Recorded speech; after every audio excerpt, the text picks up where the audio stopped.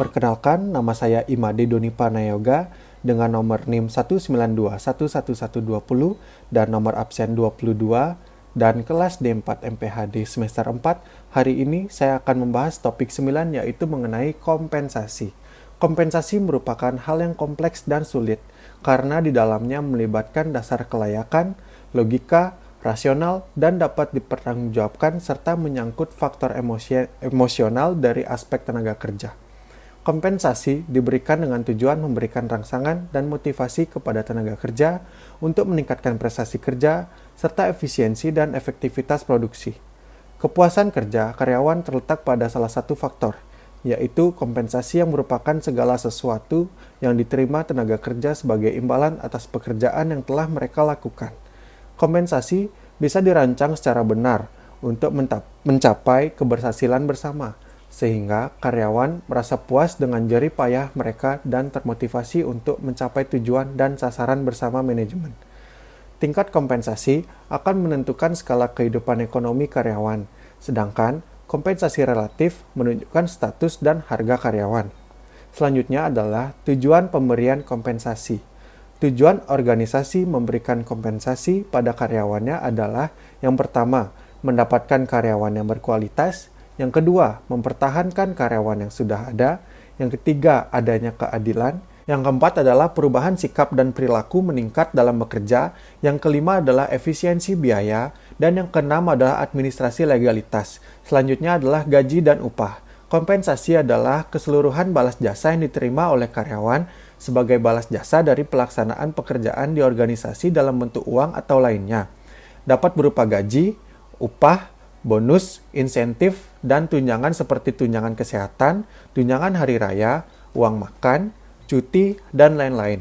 Gaji dan upah merupakan salah satu alasan bagi karyawan untuk bekerja dan merupakan salah satu alasan yang paling penting bagaimana seorang karyawan dapat berprestasi, berfiliasi dengan orang lain, mengembangkan diri, dan aktualisasi diri. Selanjutnya adalah langkah-langkah dalam menentukan gaji dan upah.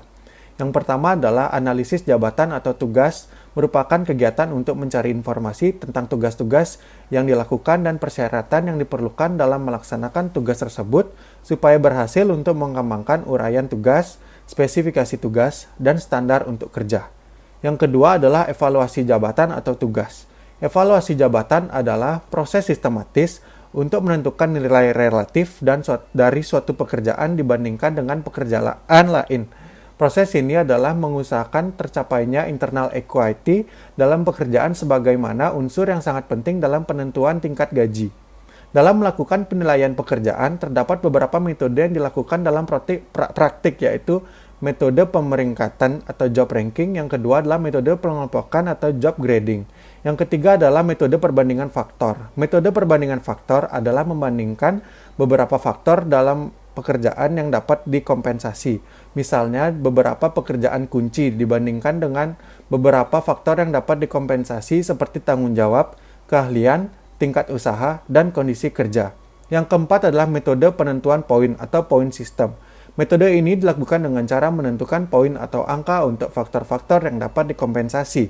Berbeda dengan perbandingan faktor-faktor yang langsung menentukan tarif gaji untuk setiap faktor.